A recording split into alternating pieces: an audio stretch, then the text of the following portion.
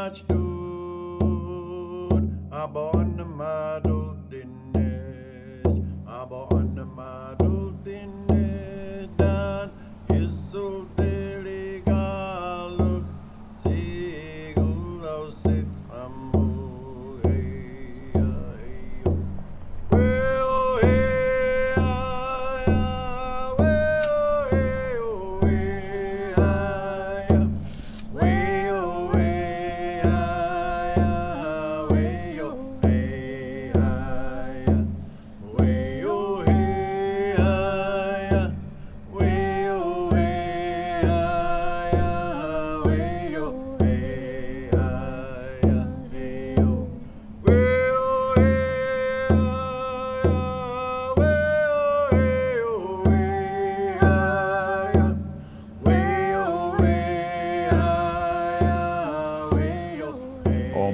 Magwegwan Talkie, Magwegwan Talkie, and that's just to gather the berries.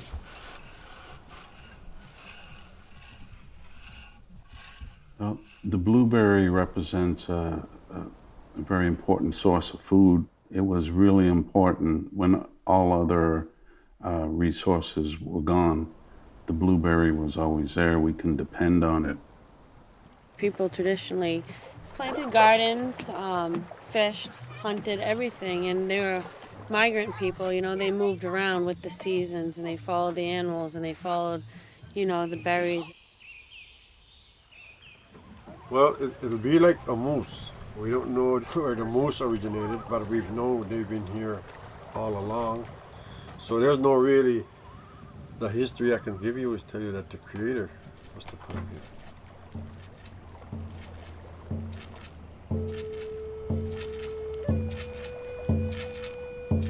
The main river that flows through our territory in our language is called the Scudic River. Scudic means burnt over place. It could have been the lightning struck a tree and created an opening, and blueberries flourished from that opening. And we've always kept those openings available for the blueberries.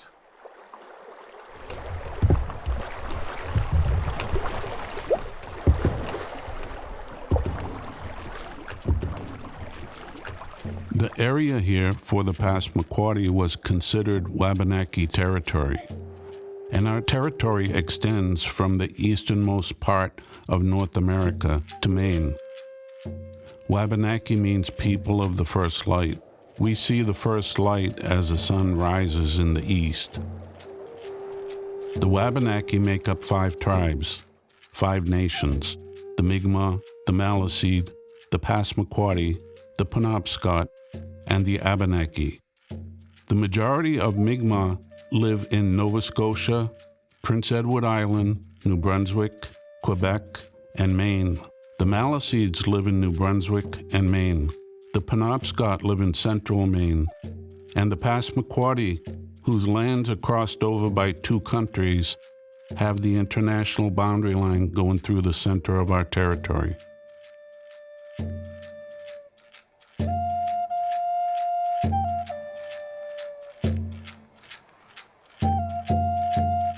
The spiritual connectedness to this place, the spiritual connectedness to the area that is called Passamaquoddy territory.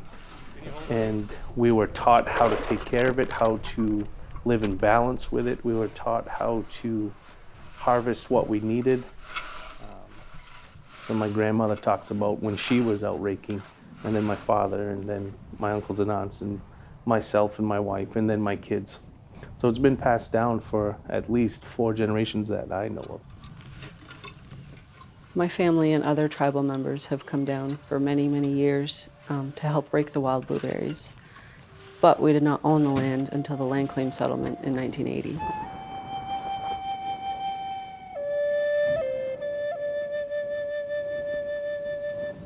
Nilun Gitak Miguman. Nilun, which is our, Gitak Miguman, our land. Nilun Gitak Miguman.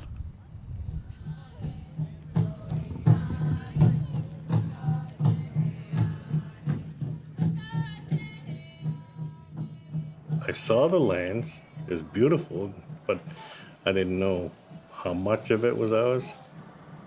What I saw of it, I was like, wow, I was amazed by it.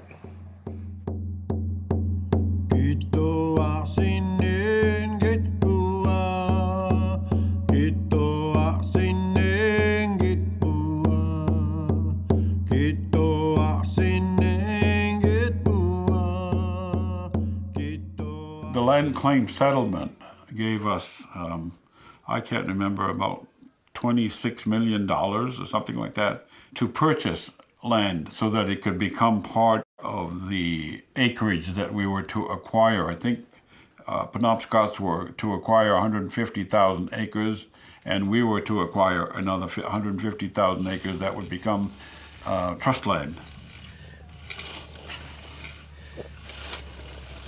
The whole notion of ever going there was to harvest something from the earth.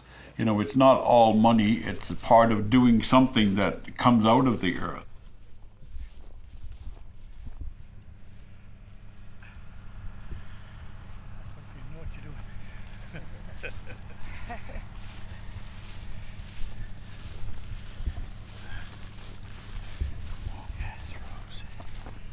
It takes patience, it does.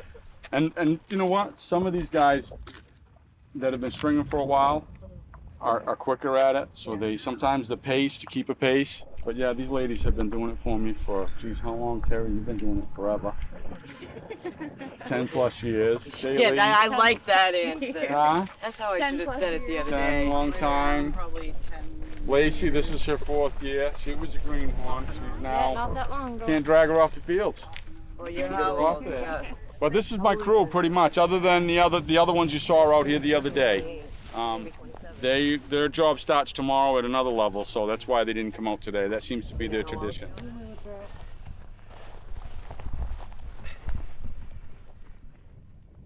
We string the fields to make so everybody has their own plots to rake, make it easier to separate it, and to make sure all of the berries get cleared.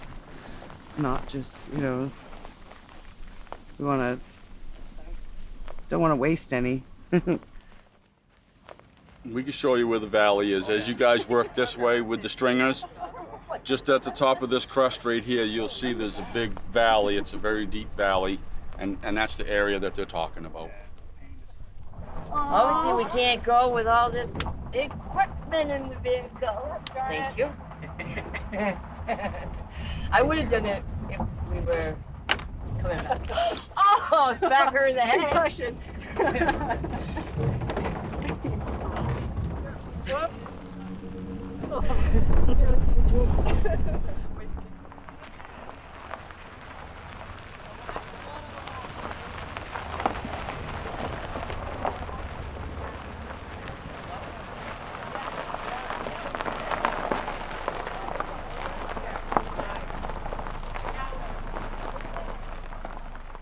I've got approximately 105 right now, and I'll probably register the ones that commute and be probably another 50 or 60 tomorrow. So I should be close to 200 people. I have my sunrise group. I have a 6 or 7 o'clock group all the way up to a 8 o'clock group. They all come out at different times.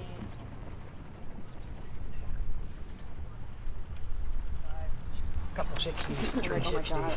That's my friend Steve and my cousin Jonathan. This is my brother Matt. She was selling me one like that, right? Then Tanya has a lady with handles. She's selling them too. So I'm buying 2 of them. You know, try to see if this old man still has it out there, man. Give it a minute. Give it.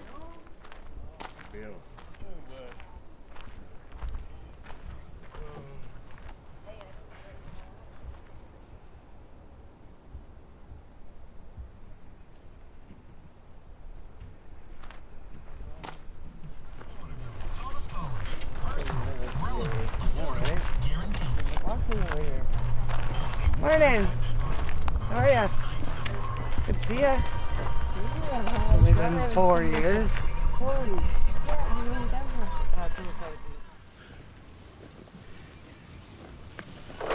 We started raking here, what, maybe 30 years ago? And but we've raked it long before that towards other fields. And then we got these fields, and then we moved here. And it's been a yearly traditional thing for us. We look forward to coming here every year. And we love it. I mean, it's hard work, but we love it. We love these lands. And when we're here, it's like home for us for the summer. But we don't miss it till spring.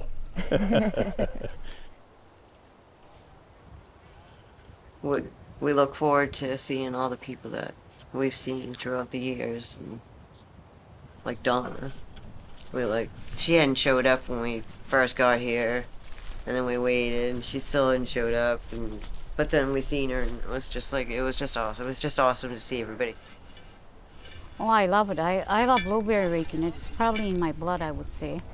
Yeah, I've been raking since back in 1978, even further back than that. Like, I came up with my parents back in 1970. We used to work down in Jonesport.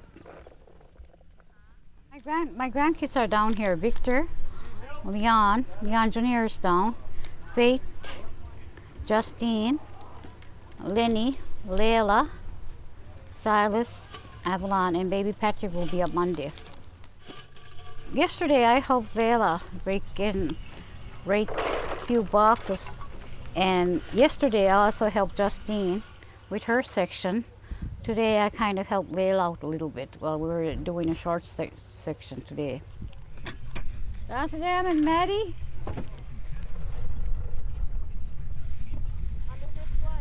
Good. You need more boxes, there's some over there. If the grandkids are working, it's for their school clothes first. School supplies, whatever they need for school. The rest, whatever they want. The girls were my granddaughters, or they're funny. Lenny was complaining she had a sore back yesterday, but you just seen her behind the hoops over there playing basketball that same evening. I told her, dear, that's not pain. I'm done. You done, Chase? Let me look at your forms there, buddy, and I'll go over it with you. My mom wanted you guys to experience doing this for your first time. Okay, so check that off. That right there is the year and date that you start working, but don't worry about that, so I'll correct it. It's 0. I feel good.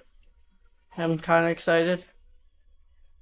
Do you know any other kids here? Yeah, I have some cousins from Escasoni staying in one of the cabins. Parents with their kids that are underage, they'll come in and they'll fill out the documents for them. And once they're done with that, I'll then go and seek them out and have them sign the documents. She's the first one that's come in that I can remember in a long time that basically said, my kids wanted to fill out their own documents. Can they do that? And I said, absolutely, bring them in. Yeah, this tells you the documents that you have to have. Mm-hmm. So, and it lists them, each one right down through. A band card identifies which tribe they're from in Canada. That's a band card. So I have a tribal ID. A band card is the same thing as what we refer to as a tribal ID. It identifies me as a member of the Passamaquoddy tribe. So the parent has to fill that out with their address, social number, and then right here it gives their consent stating that that's the actual age of their children. If they're under 14, they have to be 12 years of age to rake. So, and that's just state laws, agricultural laws. Something here, but this is your guide. And you sweep, it's just sweep, but you don't want to hit the nail. That's all it is, back and forth. Yeah, I'll help that. That's a big rake. That's probably too big for you. 30, 23. You get 20 twice? Yeah, 20's his worst day. And we've been doing this for the last 5 years now, bringing other kids with us because ours are getting older and started working for the company. But we wanted other kids to have this opportunity to earn a little bit of money and learn some of the same lessons my kids did. But my sister just came back from township and she's gonna rake tomorrow.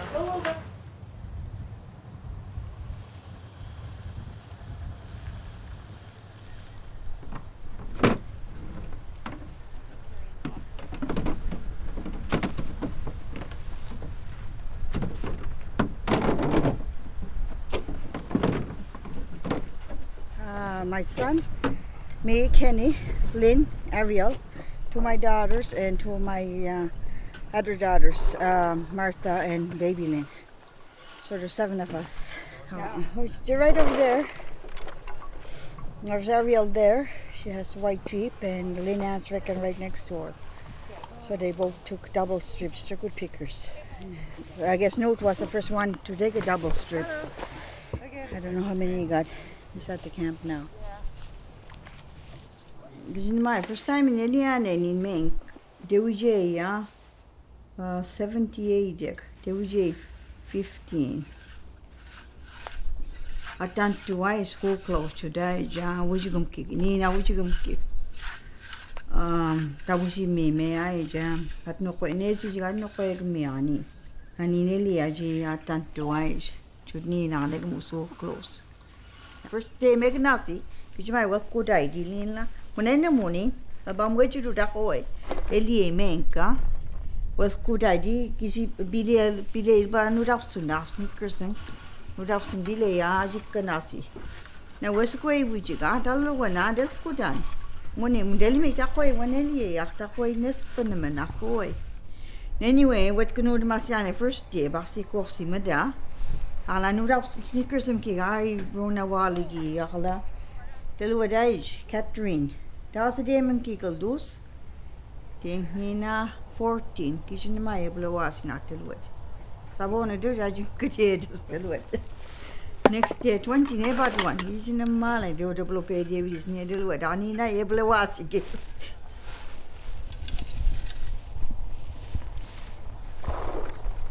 Hi, tribe camp. How do you get it? I guess I don't know the day. What am I doing? I'm switching on.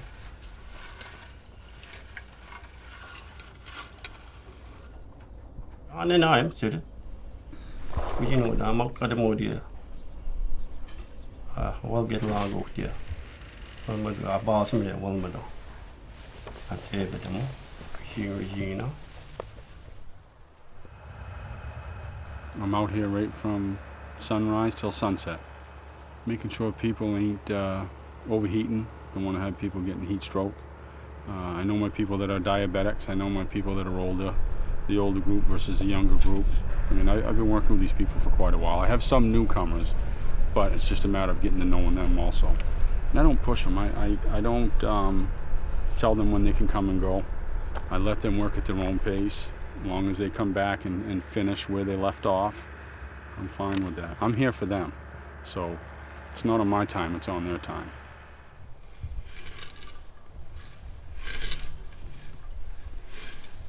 Oh, man, to have your family all around you and we're all working together and doing the same thing, the feeling out there. So it's hot and hard work. But knowing that your family is out there and you're doing it together as a team, it makes it not so hard, you know? Because we're all doing it together. Well, do you want to do the ones that's going up on that one, and then I'll start down here by the Barrens mark? Yeah. I think the morale's good. I think it's good. It's very humbling. It's very hard work. It takes a lot to get out there and put in an 8 or 6 hour day or even a 10-hour day. You know, you're picking up 22 pounds on the average, a box, sometimes anywhere between 18 to 22 pounds. It's a long ways, and it's hard work lugging them boxes back up over the hills. That's how I motivate them, is I tell them when they're working down in them areas down there, I tell them stack their boxes out in the center and we'll pick them up in trucks.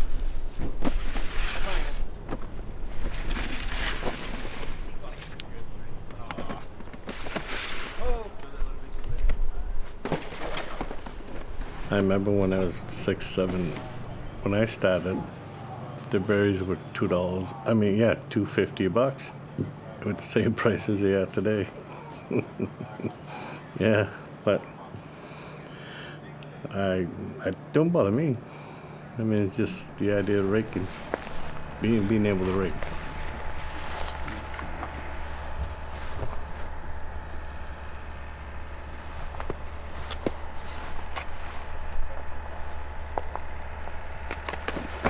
that's got 106. And I've got a dentist that's got that'd be about 160 right now. Right there.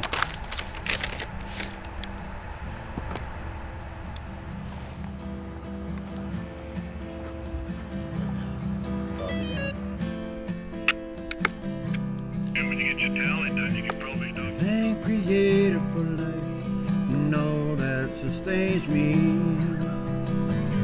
Thanking my ancestors for choosing this place to live. You can't find a better place to raise your family. A place as safe as Wabanagi is the place I wanna be.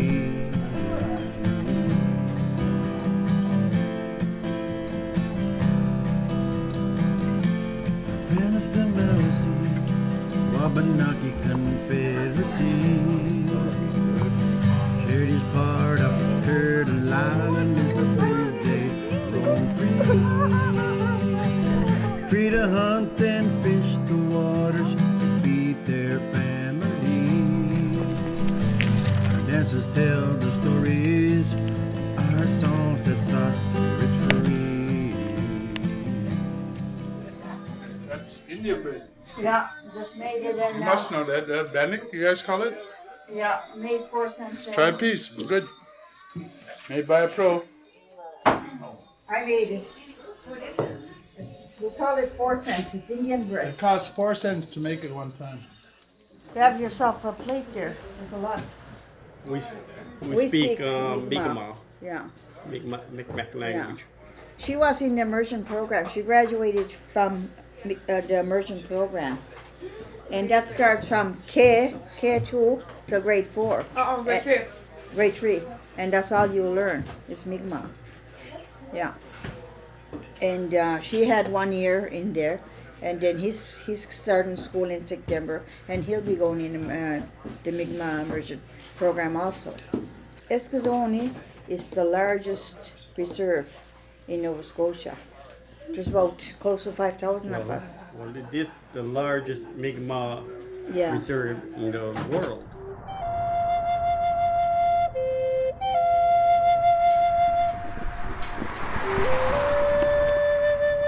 The Micmacs are the ones that we depended on, or we depend on actually still. And they're largely from Eskasoni, which is in Nova Scotia, and Big Cove, which is in New Brunswick. Those are the two big Micmac villages. There are others, but they came long before we ever owned the company.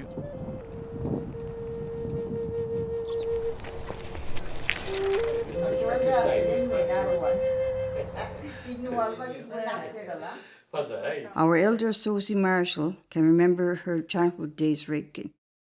She started up in a blueberry picking. Kanina parents some kini I would, when I mocked us beded meeting a guide, blueberry picking. Maybe there's we an aim we see up natty. And then we waited to wake up blueberry picking. So I just waited to do it. Benchy army, Benchy pencil boy army, my did it. No play up me. 16 to a year, it all needed a blueberry picking. Blue hill die. Now, person no name in a do you miss it. Now, what you must have did it, and what you start doing blueberries, and no, what you swallowed. Now, where is she doing? Nothing more, pass.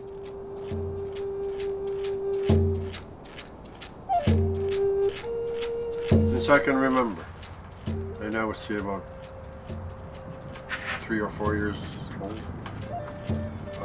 we came by truck. Actually, the truck that we came on was owned by my dad. My father would ride the truck in the cab, and the rest of us would ride in the back.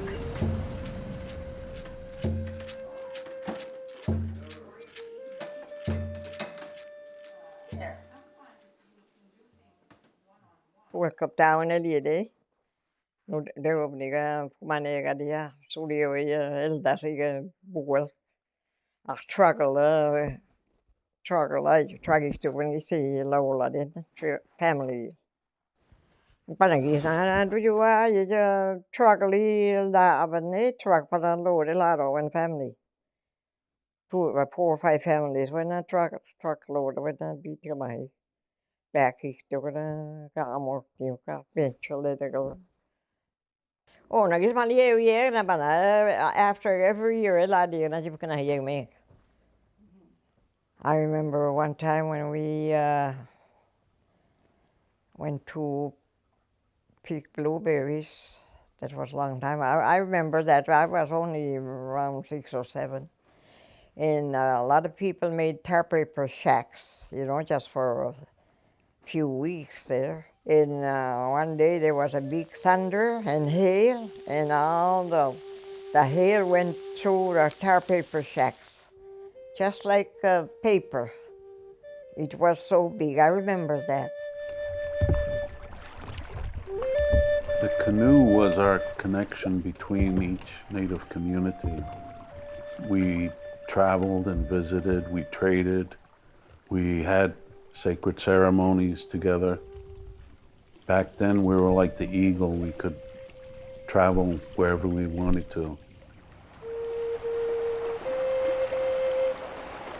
Well, over the years, the tribes have signed treaties with governments, and one of the strong points that's in every one of the treaties is the right to hunt, to fish, to cross over land, to live our traditional lives. Jay Treaty was signed by the United States and Great Britain. The Canadian government became federated and separated from Great Britain to form its own country in the mid-1800s. So they recognized bits and pieces of the Jay Treaty. For Canadian natives, let's say the Mi'kmaq, coming into the United States recognizes the Jay Treaty. For us Passamaquoddies, going into Canada, they say, okay, we don't recognize the Jay Treaty and your right to cross and recross.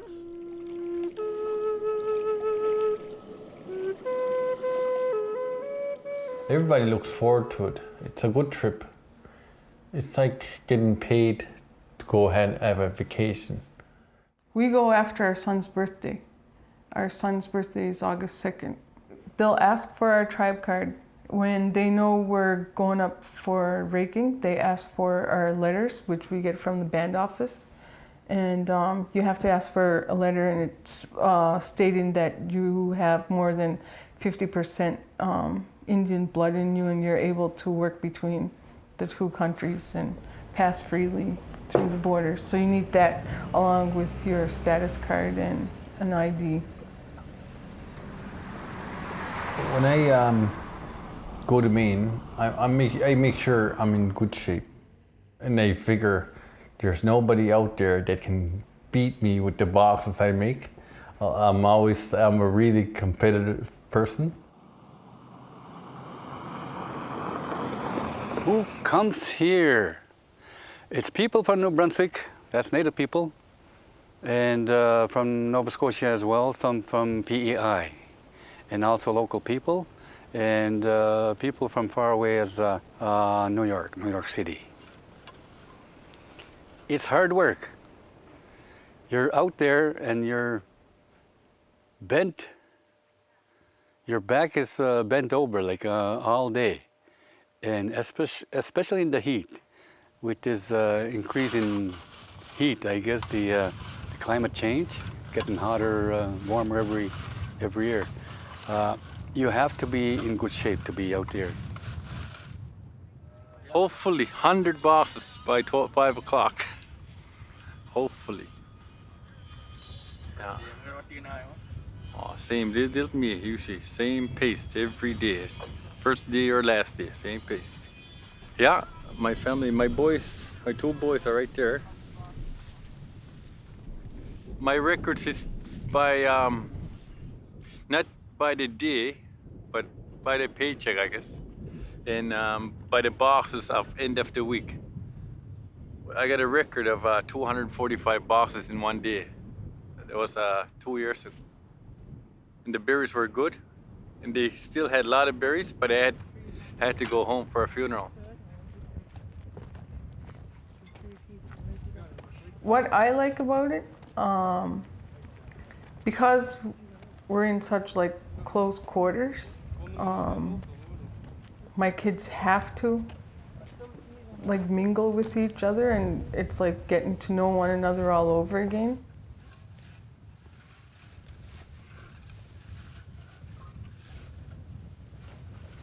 I love it. I don't mind this work. I don't mind it at all. It's quick cash, but it's a little hard, but it's quick cash, and I love it. Now to be this is the boys of Nina. I did make it did Levis Oliver Jack Christopher.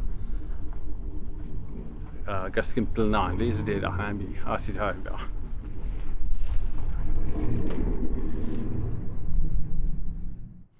when everybody's saying like, how come you made so much? Well, I work my butt off and then it pays off. It's only 10 days. That's good.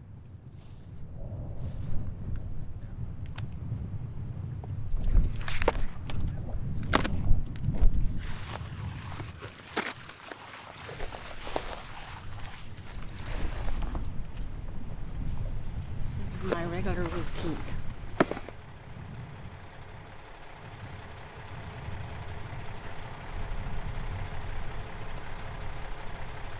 My wife and I, we have a way of doing this. Like she's in front of the truck tallying, so I come in the front here, and like tally from the front and meet her halfway.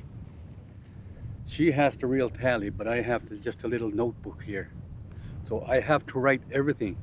She has it all written already, so all she has to do is put the numbers down. But me, I have to write names and then the numbers, and then we transfer information to the main sheet.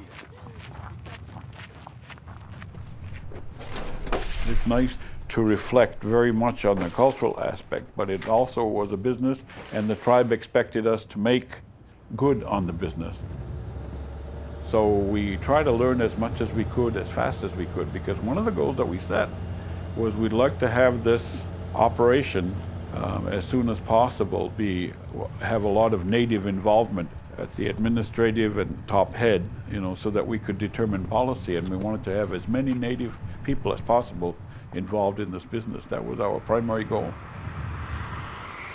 We're not a large grower in that sense, but at the same time, if you took a look at the amount of berries we grow compared to the amount of acreage we have, we're #1 in the world. There's nobody that grows more berries per pound per acre than the Passamaquoddy tribe. Cherryfield Foods processes all the berries that we grow, and we sell to them, and we get a good price for the berries per pound. And the berries, some years can be $1/4 a pound, and on a given year it could be $1 a pound. And what people don't realize is there are other blueberry growers other than in Maine. New Brunswick and Quebec and Nova Scotia, and all that has to, is part of the world market and dictates as to what kind of price you're going to get. The blueberries that are harvested are 100% low bush wild blueberries. They're indigenous to this area. They're very tasty berries, they're very nutritious, and they've got a high concentration of antioxidants.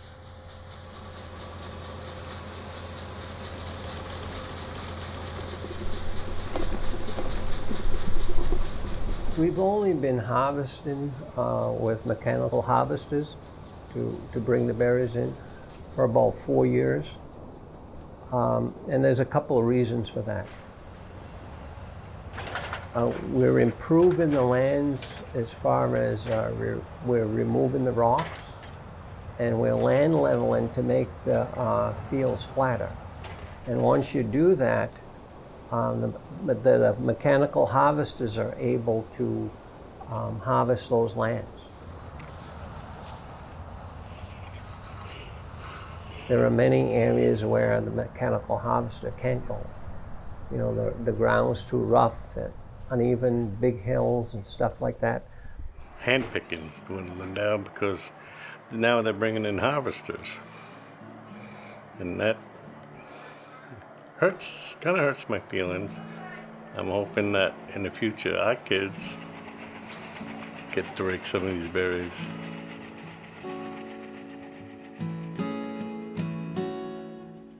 Well, I thought in the Ulane many years. Men we sultien alla bekultiga met kalitu el dia. Toen je dan kalitu el dia, I harvester. Je had the meat. I'm a doctor squad you know, you dan walachte. The harvesters are taking all the flat and good berries, and now we're only taking nothing but hills. Today, when we go to pick blueberries, we get nothing but hills now. Whenever there's a flat, like a flat, nice field, the harvesters take that. Our average crop is approximately doubled in the last few years. So because that's doubled, the crew that's in place now, we have about 600 acres, would have never been able to get the crop in with the size of the crop that we have. And we're trying to do a balancing act between keeping all the rakers employed and getting the crop in while realizing a profit. There was always a known commitment because of the tradition to have hand raking, to have Passamaquoddies or Micmacs or any other people come and rake by hand, and the times they're changing, and we need to adjust to that, because again, I say this, one of our primary purposes is to run a business, and hopefully that business will have cultural identification.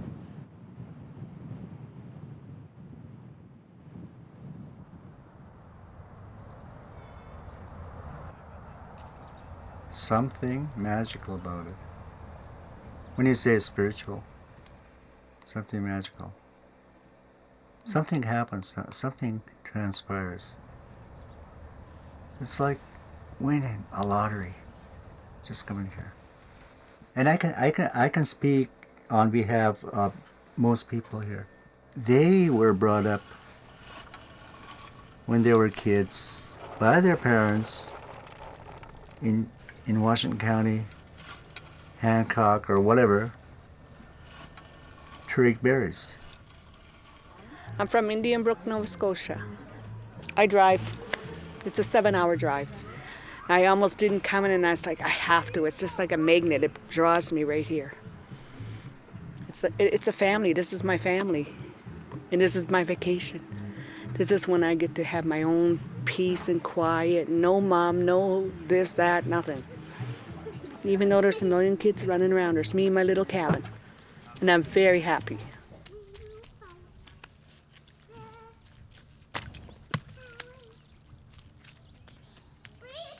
There's nothing like being able to just go outside and be able to work.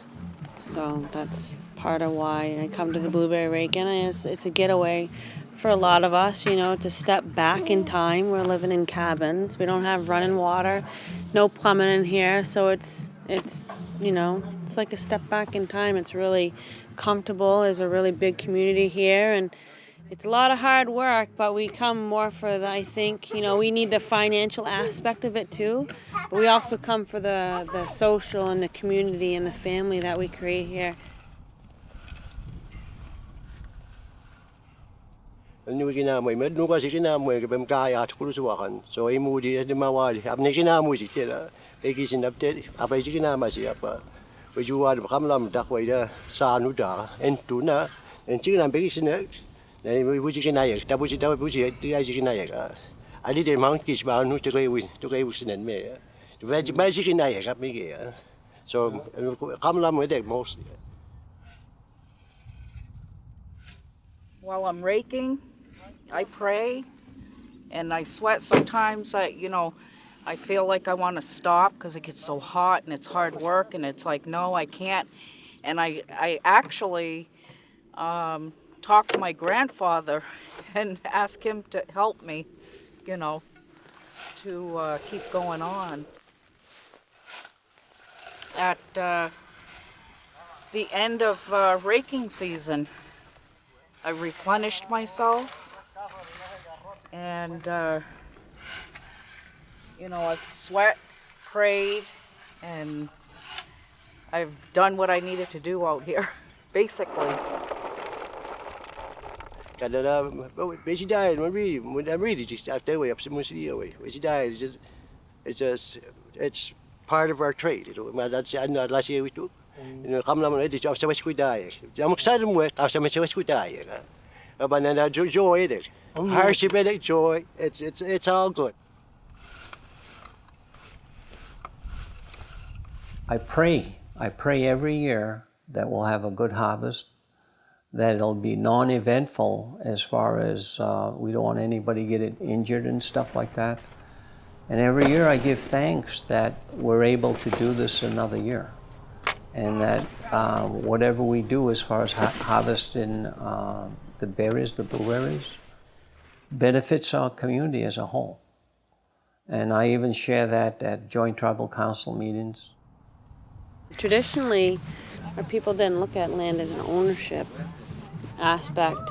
It was, we weren't put here to own land, we were put here to take care of the land. We are keepers of the land, we're keepers of Mother Earth. That's who we are. Yes, we own the land because financially, through the Land Claims Settlement Act, the state gave so much money for us to buy land, so we own it on a piece of paper, yes, but in our mindset, we're just caretakers of the land.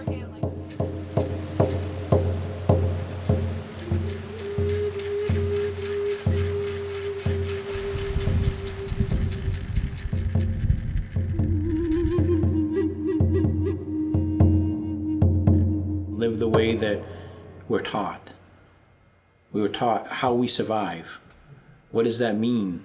And that's really the inherent part of being sovereign, being able to completely be left alone and not have anything from the outside or anybody from the outside try to change our way of living and dictate how we're supposed to do things. And that's our survival.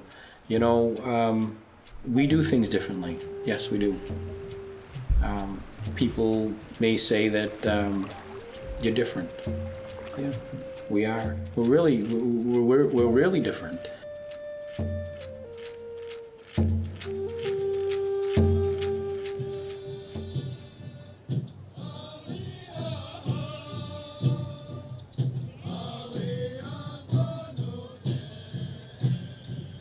Because our teachings teach us to respect the water, the air, the land, the resources. As my own personal observance is that hunting and fishing and harvesting is a big, not only economic aspect or importance to the tribe, but also the spiritual and the ability to carry that tradition on has been held on to and fought for.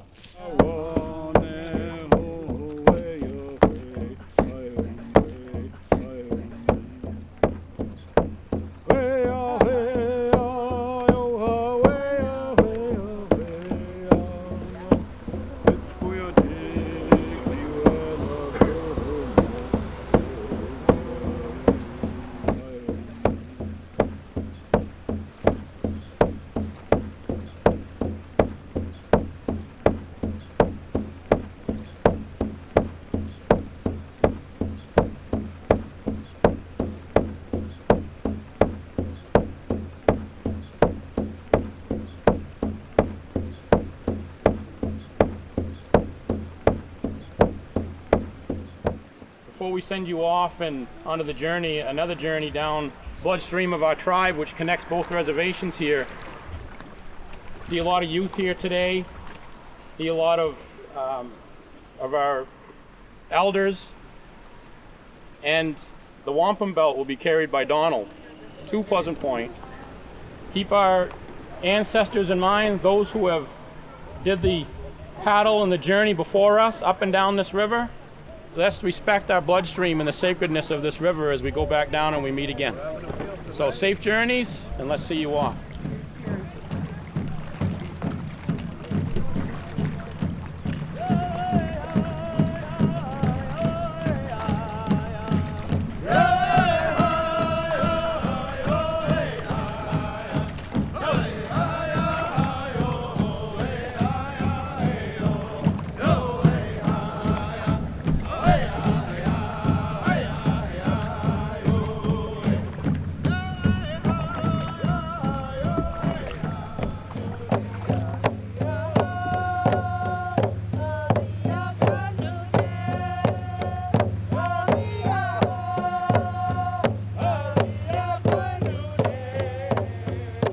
Just keep in mind, the first thing I want to say is thank you to everybody who paddled this waterway, retracing this migratory route of our ancestors. But please keep in mind, what you just did today is what it's about.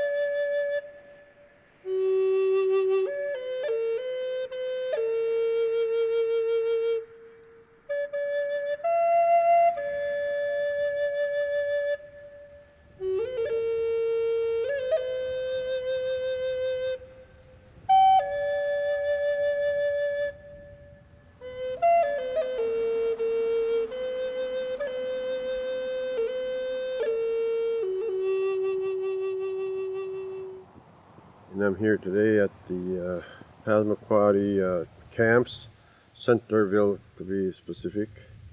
As you can see, the camps are empty, so the blueberry harvest has been canceled for this season. Well, with the Passamaquoddy Wild Blueberry Company, our contract was breached. And we had, as a result of that, we had no one to process our berries or sell our berries to. So we had to make the decision not to harvest for 2017. That when the 17 harvest was no longer there, that was a big part of the, I guess, the nomadic nature of the tribal culture, that we're not able to go there and do that again. So that was a big loss, not only economically, but it was almost spiritual as well, just because that has been ingrained in a lot of the families here at Passamaquoddy. Our people are very sad about it. It has become a part of our tradition, and it has become a big part of our lives and livelihood and stuff. And then to lose that, to wake up one morning and find out that it's over is devastating.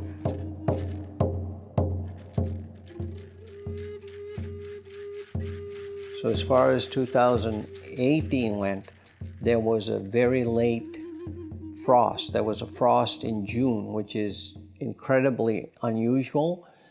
Some of the growers got totally wiped out, and that had a severe impact on our yield for 2018. And our cash flow was getting low, and so we made the decision to increase mechanical harvesting. And at that point, because we were going to rake more berries mechanically, that would lessen our need for hand raking. So we closed 2 camps, and that only left 2 crews, 2 hand crews. Weren't the same. Not every cabin was filled. There was a lot of empty cabins there. There was a lot of people that, you know, we haven't seen in a couple of years, or a year even, that weren't there. I mean, every year we've been there, the cabins, every cabin was always full. And we've had what we call each other family that all came from up north. And then last year it was just a couple of families. Picking blueberries with Passamaquoddies it's awesome. It was just different because we usually go visit other camps. The Go-Go camp, and it wasn't open this year. There was nobody there. Usually the flat fields, we used to wait for the flat fields at near end of the picking, and that's where everybody make their money. But now the harvesters are there. People have been talking about the harvesters moving in for a very long time. So it was just a matter of time. We weren't really getting assurances from the Passamaquoddy tribe. I think my feeling was at least they had 2 camps open for hand raking.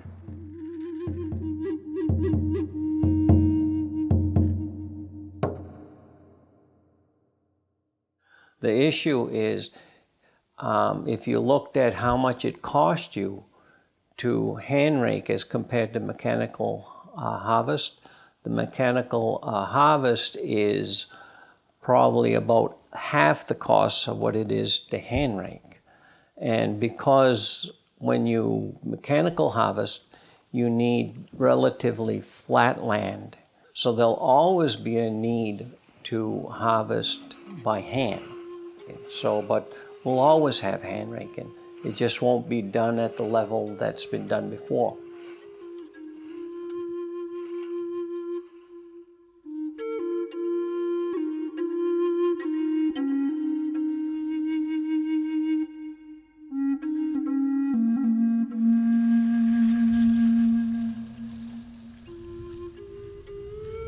I would love to go back, yes. I love raking.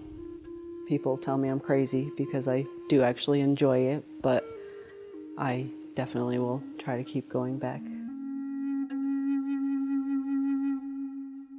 Definitely. Yeah, we'll return to blueberries as long as it's still open in our camp, still there. We'll return.